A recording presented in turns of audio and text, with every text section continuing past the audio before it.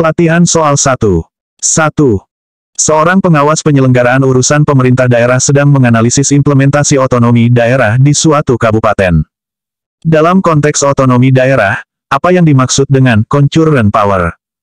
A. Kewenangan yang dimiliki oleh pemerintah pusat secara eksklusif. B. Kewenangan yang dibagi antara pemerintah pusat dan pemerintah daerah. C. Kewenangan yang dimiliki oleh pemerintah daerah secara penuh. D. Kewenangan yang didelegasikan kepada pemerintah provinsi. E. Kewenangan yang hanya dimiliki oleh pemerintah kabupaten kota. Jawaban yang tepat dari soal di atas adalah B. Pembahasan dari pertanyaan di atas yaitu, bahwa concurrent power atau kewenangan konkuren adalah kewenangan yang dibagi antara pemerintah pusat dan pemerintah daerah. Ini merupakan salah satu aspek penting dalam pelaksanaan otonomi daerah di Indonesia, di mana beberapa urusan pemerintahan dijalankan bersama oleh pusat dan daerah. 2. Dalam melakukan pengawasan terhadap pelaksanaan desentralisasi, seorang pengawas penyelenggaraan urusan pemerintah daerah menemukan bahwa suatu daerah mengalami kesulitan dalam menjalankan kewenangannya. Berdasarkan Undang-Undang Nomor 23 Tahun 2014, apa yang dimaksud dengan urusan pemerintahan konkuren? A. Urusan pemerintahan yang sepenuhnya menjadi kewenangan pemerintah pusat. B. Urusan pemerintahan yang dibagi antara pemerintah pusat dan daerah provinsi. C.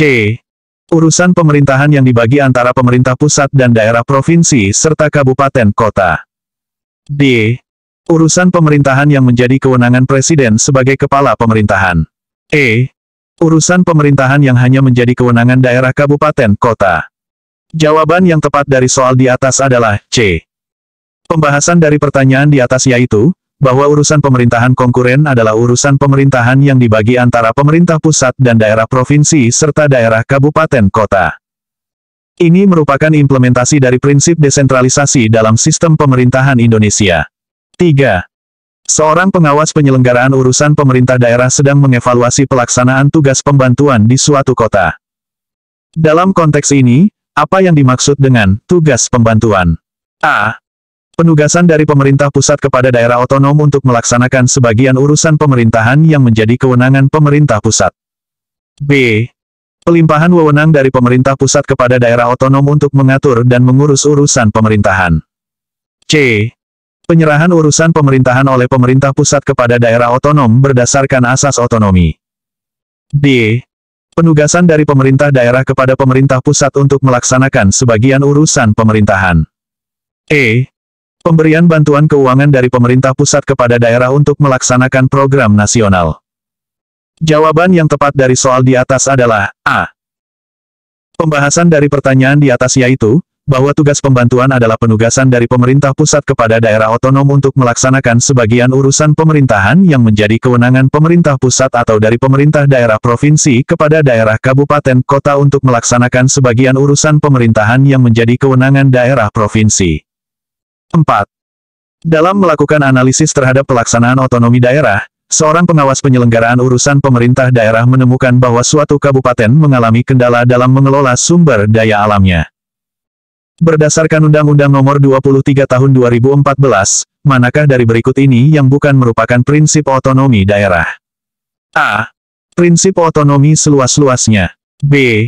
Prinsip otonomi nyata. C. Prinsip otonomi bertanggung jawab. D. Prinsip otonomi terbatas. E. Prinsip negara kesatuan.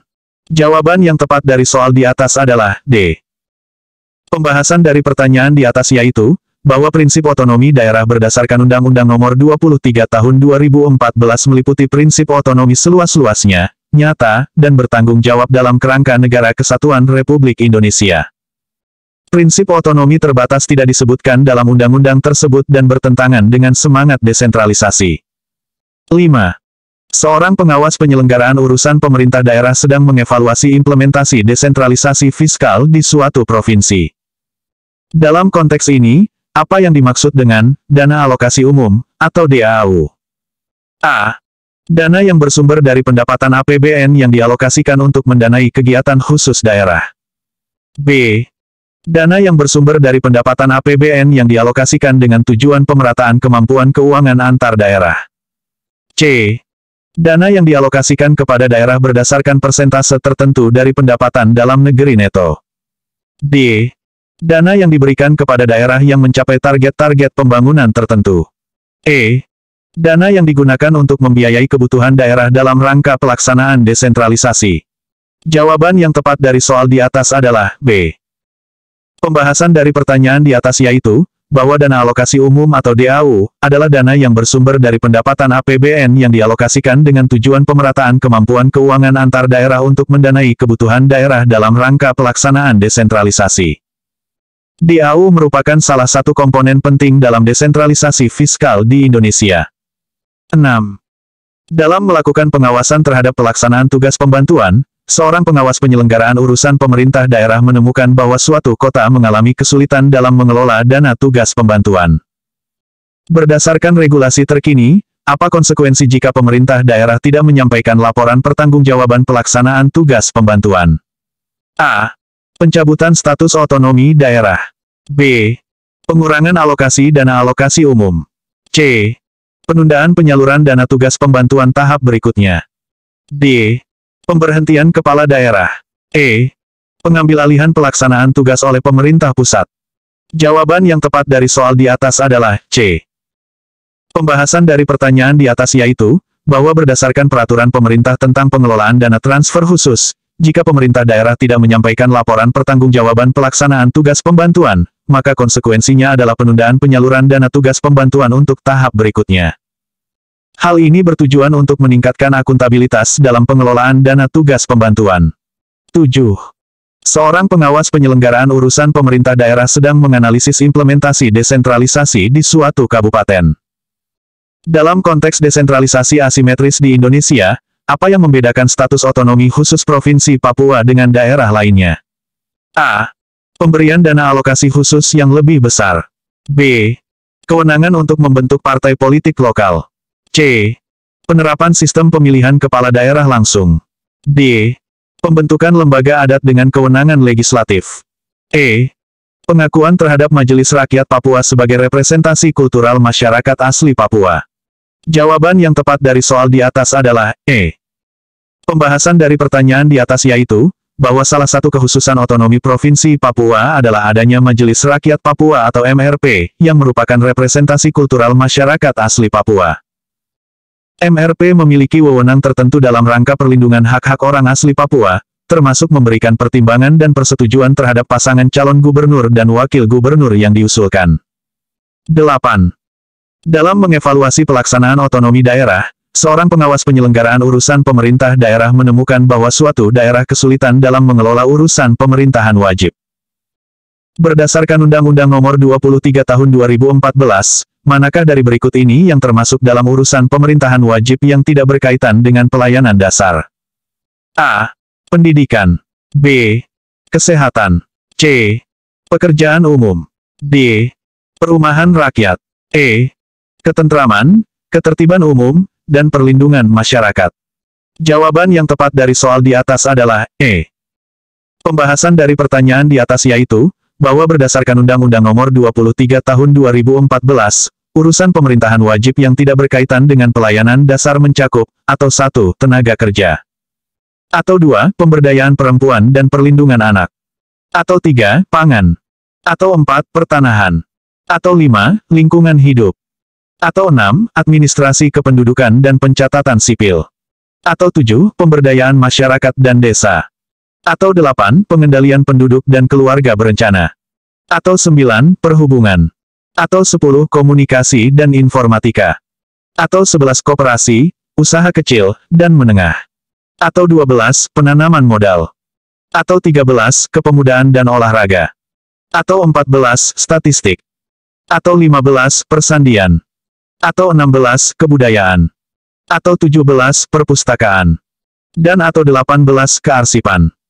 Ketentraman, ketertiban umum, dan perlindungan masyarakat termasuk dalam kategori ini.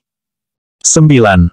Seorang pengawas penyelenggaraan urusan pemerintah daerah sedang melakukan analisis terhadap implementasi desentralisasi fiskal di suatu provinsi. Dalam konteks ini, apa yang dimaksud dengan pendapatan asli daerah, atau PAD? A.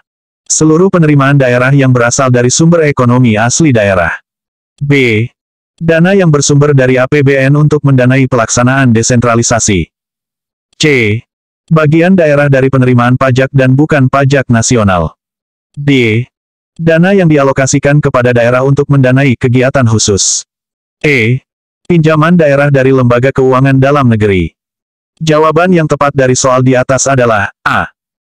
Pembahasan dari pertanyaan di atas yaitu, bahwa pendapatan asli daerah atau PAD, adalah penerimaan yang diperoleh daerah dari sumber-sumber dalam wilayahnya sendiri yang dipungut berdasarkan peraturan daerah sesuai dengan peraturan perundang-undangan yang berlaku.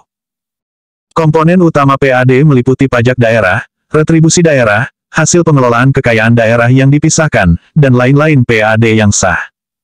10. Dalam melakukan pengawasan terhadap pelaksanaan tugas pembantuan, seorang pengawas penyelenggaraan urusan pemerintah daerah menemukan adanya tumpang tindih kewenangan antara pemerintah pusat dan daerah. Berdasarkan prinsip desentralisasi, bagaimana seharusnya pembagian urusan pemerintahan konkuren antara pemerintah pusat dan daerah? A. Pemerintah pusat memegang seluruh kewenangan dan mendelegasikan sebagian ke daerah. B. Pemerintah daerah memiliki kewenangan penuh dan dapat meminta bantuan pusat jika diperlukan. C. Pembagian berdasarkan prinsip akuntabilitas, efisiensi, dan eksternalitas, serta kepentingan strategis nasional. D. Seluruh urusan dibagi rata antara pemerintah pusat dan daerah tanpa mempertimbangkan kapasitas daerah. E. Pemerintah provinsi menjadi koordinator utama dan membagi kewenangan ke kabupaten kota. Jawaban yang tepat dari soal di atas adalah C. Pembahasan dari pertanyaan di atas yaitu, bahwa berdasarkan Undang-Undang Nomor 23 Tahun 2014, pembagian urusan pemerintahan konkuren antara pemerintah pusat dan daerah didasarkan pada prinsip akuntabilitas, efisiensi, dan eksternalitas, serta kepentingan strategis nasional. Ini bertujuan untuk memastikan bahwa setiap tingkat pemerintahan menjalankan urusan yang sesuai dengan kapasitas dan dampaknya. 11. Seorang pengawas penyelenggaraan urusan pemerintah daerah sedang mengevaluasi efektivitas otonomi daerah di suatu kabupaten. Dalam konteks ini, apa yang dimaksud dengan spillover effect dalam pelaksanaan otonomi daerah? A. Dampak positif dari kebijakan suatu daerah terhadap daerah lainnya. B. Konflik kepentingan antara pemerintah pusat dan daerah. C. Pengaruh negatif dari ketergantungan daerah terhadap dana perimbangan. D. Efek domino dari kegagalan implementasi kebijakan di satu daerah. E. Dampak langsung dari investasi asing di daerah terhadap perekonomian lokal. Jawaban yang tepat dari soal di atas adalah A. Pembahasan dari pertanyaan di atas yaitu, bahwa spillover effect, atau efek limpahan dalam konteks otonomi daerah merujuk pada situasi di mana kebijakan atau tindakan yang diambil oleh satu daerah memberikan dampak atau positif atau negatif terhadap daerah lainnya. Pemahaman tentang spillover effect penting dalam mengevaluasi efektivitas kebijakan otonomi daerah dan koordinasi antar daerah. Latihan soal 2. 1. Seorang pengawas penyelenggaraan urusan pemerintah daerah atau ahli pertama, diminta untuk menganalisis rencana strategis Dinas Pendidikan. Manakah dari berikut ini yang bukan merupakan komponen utama dalam perencanaan strategis? A. Visi dan misi. B. Analisis SWOT. C. Tujuan dan sasaran strategis. D. Rencana aksi tahunan. E. Laporan keuangan detail. Jawaban yang tepat dari soal di atas adalah E. Pembahasan dari pertanyaan di atas yaitu, bahwa laporan keuangan detail bukan merupakan komponen utama dalam perencanaan strategis. Komponen utama meliputi visi, misi, analisis SWOT, tujuan dan sasaran strategis, serta rencana aksi. 2. Dalam proses pengorganisasian pemerintah daerah, pengawas penyelenggaraan urusan pemerintah daerah atau ahli pertama menemukan tumpang tindih tugas antar dinas. Pendekatan terbaik untuk mengatasi masalah ini adalah A. Membiarkan situasi tetap sama untuk menghindari konflik. B. Menggabungkan semua dinas yang tumpang tindih. C. Melakukan analisis jabatan dan reorganisasi struktur. D. Menambah jumlah pegawai di setiap dinas. E. Membuat dinas baru untuk menengahi konflik. Jawaban yang tepat dari soal di atas adalah C. Pembahasan dari pertanyaan di atas yaitu, bahwa analisis jabatan dan reorganisasi struktur adalah pendekatan terbaik untuk mengatasi tumpang tindih tugas, karena memungkinkan identifikasi dan perbaikan inefisiensi dalam struktur organisasi. 3. Pengawas penyelenggaraan urusan pemerintah daerah atau ahli pertama, sedang mengevaluasi efektivitas program pemberdayaan UMKM. Indikator kinerja utama atau KPI, yang paling relevan untuk mengukur keberhasilan program ini adalah A. Jumlah peserta pelatihan. B. Peningkatan pendapatan rata-rata UMKM. C. Jumlah sertifikat yang diterbitkan. D. Frekuensi kunjungan lapangan tim pemberdayaan. E. Jumlah laporan yang dihasilkan. Jawaban yang tepat dari soal di atas adalah B. Pembahasan dari pertanyaan di atas yaitu, bahwa peningkatan pendapatan rata-rata UMKM merupakan indikator yang paling relevan karena mencerminkan dampak nyata program pemberdayaan terhadap kesejahteraan pelaku UMKM. 4. Dalam konteks perencanaan strategis, apa yang dimaksud dengan environmental scanning yang harus dilakukan oleh pengawas penyelenggaraan urusan pemerintah daerah atau ahli pertama? A. Pemeriksaan fisik lingkungan kerja. B. Analisis kondisi internal dan eksternal organisasi. C. Pengukuran tingkat polusi udara. D. Evaluasi kinerja pegawai secara menyeluruh. E. Pemeriksaan kepatuhan terhadap regulasi lingkungan. Jawaban yang tepat dari soal di atas adalah B. Pembahasan dari pertanyaan di atas yaitu, bahwa environmental scanning dalam perencanaan strategis merujuk pada analisis kondisi internal dan eksternal organisasi untuk mengidentifikasi peluang dan ancaman yang dapat mempengaruhi pencapaian tujuan organisasi. 5. Pengawas penyelenggaraan urusan pemerintah daerah atau ahli pertama, menemukan bahwa implementasi kebijakan tidak sesuai dengan rencana strategis. Langkah pertama yang harus diambil adalah A. Menghukum pihak yang bertanggung jawab. B. Merevisi seluruh rencana strategis. C. Mengabaikan temuan tersebut. D. Melakukan analisis kesenjangan atau gap analysis. E. Membentuk tim ad hoc baru. Jawaban yang tepat dari soal di atas adalah D.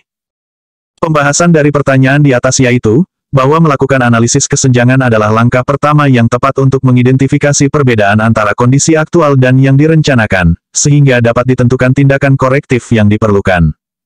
6. Dalam proses pengorganisasian, pengawas penyelenggaraan urusan pemerintah daerah atau ahli pertama harus memahami konsep span of control. Apa yang dimaksud dengan konsep ini? A. Jangka waktu jabatan seorang pimpinan. B. Jumlah bawahan yang dapat diawasi secara efektif oleh seorang manajer. C. Luas wilayah administratif pemerintahan. D. Rentang waktu perencanaan strategis. E. Jumlah level hierarki dalam struktur organisasi. Jawaban yang tepat dari soal di atas adalah B. Pembahasan dari pertanyaan di atas yaitu, bahwa span of control merujuk pada jumlah bawahan yang dapat diawasi secara efektif oleh seorang manajer, yang penting dalam menentukan struktur organisasi yang efisien. 7. Seorang pengawas penyelenggaraan urusan pemerintah daerah atau ahli pertama diminta untuk mengevaluasi efektivitas program pengentasan kemiskinan. Metode evaluasi yang paling komprehensif adalah A. Evaluasi berbasis tujuan atau goal-based evaluation. B. Evaluasi bebas tujuan atau goal-free evaluation. C. Evaluasi responsif atau responsive evaluation. D. Evaluasi sistem atau systems evaluation. E. Evaluasi partisipatif atau participatory evaluation. Jawaban yang tepat dari soal di atas adalah D. Pembahasan dari pertanyaan di atas yaitu, bahwa evaluasi sistem adalah metode yang paling komprehensif karena mempertimbangkan semua aspek program, termasuk input, proses, output, dan outcome, serta interaksi antar komponennya. 8. Dalam konteks pengendalian dan evaluasi, apa yang dimaksud dengan management by exception yang perlu dipahami oleh pengawas penyelenggaraan urusan pemerintah daerah atau ahli pertama? A. Manajemen yang hanya fokus pada kasus-kasus luar biasa. B. Pendekatan manajemen yang hanya melibatkan pimpinan tertinggi. C. Sistem di mana hanya penyimpangan signifikan dari standar yang dilaporkan. D. Manajemen yang mengabaikan prosedur standar operasional. E. Pendekatan manajemen yang menghindari pengambilan risiko. Jawaban yang tepat dari soal di atas adalah C. Pembahasan dari pertanyaan di atas yaitu, bahwa manajemen by exception adalah sistem di mana hanya penyimpangan signifikan dari standar yang dilaporkan kepada manajemen, memungkinkan fokus pada area yang memerlukan perhatian khusus. 9. Pengawas penyelenggaraan urusan pemerintah daerah atau ahli pertama, sedang menganalisis struktur organisasi pemerintah daerah. Apa ciri utama struktur organisasi matriks? A. Hierarki vertikal yang kaku. B. Pembagian departemen berdasarkan fungsi saja. C. Kombinasi struktur fungsional dan proyek. D. Desentralisasi penuh tanpa kontrol pusat. E. Fokus pada spesialisasi tanpa koordinasi lintas fungsi. Jawaban yang tepat dari soal di atas adalah C. Pembahasan dari pertanyaan di atas yaitu, bahwa struktur organisasi matriks menggabungkan elemen struktur fungsional dan proyek, memungkinkan fleksibilitas dan koordinasi lintas fungsi yang lebih baik. 10. Dalam proses perencanaan strategis, pengawas penyelenggaraan urusan pemerintah daerah atau ahli pertama, menggunakan teknik analisis PESTEL. Apa yang dievaluasi dalam aspek L dari PESTEL? A. Likuiditas keuangan daerah. B. Loyalitas pegawai. C. Legal atau hukum dan peraturan. D. Logistik dan rantai pasok. E. Lokasi geografis. Jawaban yang tepat dari soal di atas adalah C. Pembahasan dari pertanyaan di atas yaitu, bahwa dalam analisis PESTEL, L mewakili legal atau hukum dan peraturan yang mencakup evaluasi terhadap peraturan perundang-undangan yang dapat mempengaruhi organisasi. 11.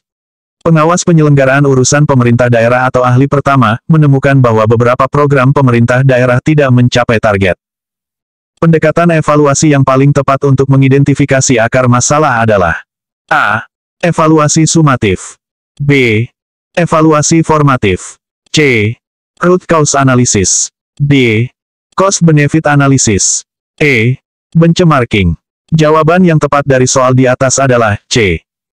Pembahasan dari pertanyaan di atas yaitu, bahwa root cause analysis adalah pendekatan yang paling tepat untuk mengidentifikasi akar masalah, memungkinkan pemahaman mendalam tentang faktor-faktor yang menyebabkan kegagalan pencapaian target.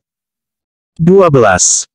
Dalam konteks pengorganisasian pemerintah daerah, apa yang dimaksud dengan unity of command yang harus diperhatikan oleh pengawas penyelenggaraan urusan pemerintah daerah atau ahli pertama?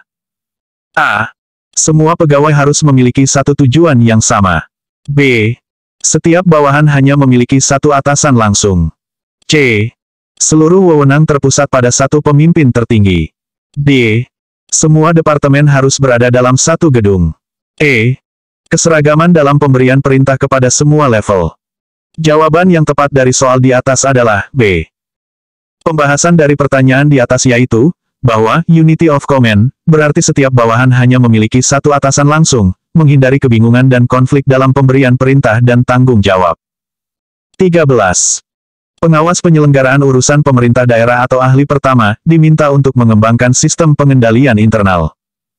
Komponen utama dari sistem pengendalian internal menurut COSO Framework tidak termasuk. A. Lingkungan pengendalian. B. Penilaian risiko. C. Aktivitas pengendalian. D. Informasi dan komunikasi. E. Pengadaan dan logistik. Jawaban yang tepat dari soal di atas adalah E. Pembahasan dari pertanyaan di atas yaitu, bahwa pengadaan dan logistik bukan merupakan komponen utama dari sistem pengendalian internal menurut COSO Framework. Komponen utamanya meliputi lingkungan pengendalian, penilaian risiko, aktivitas pengendalian, informasi dan komunikasi, serta pemantauan. 14. Dalam mengevaluasi kinerja program pemerintah daerah, pengawas penyelenggaraan urusan pemerintah daerah atau ahli pertama menggunakan pendekatan Balanced Scorecard. Perspektif mana yang tidak termasuk dalam Balanced Scorecard tradisional? A. Keuangan. B. Pelanggan. C. Proses bisnis internal. D. Pembelajaran dan pertumbuhan. E. Teknologi dan inovasi. Jawaban yang tepat dari soal di atas adalah E. Pembahasan dari pertanyaan di atas yaitu, bahwa perspektif teknologi dan inovasi bukan merupakan bagian dari Balanced Scorecard tradisional. 4 perspektif utamanya adalah keuangan, pelanggan, proses bisnis internal, serta pembelajaran dan pertumbuhan. 15. Seorang pengawas penyelenggaraan urusan pemerintah daerah atau ahli pertama sedang menganalisis efektivitas implementasi kebijakan publik. Model implementasi kebijakan yang menekankan pentingnya interaksi antara pembuat kebijakan dan pelaksana kebijakan adalah A. Model top-down. B. Model bottom-up. C. Model sintesis. D. Model rasional. E. Model inkremental. Jawaban yang tepat dari soal di atas adalah C. Pembahasan dari pertanyaan di atas yaitu, bahwa model sintesis dalam implementasi kebijakan menekankan pentingnya interaksi antara pembuat kebijakan atau top, dan pelaksana kebijakan atau bottom, mengintegrasikan elemen-elemen dari pendekatan top-down dan bottom-up.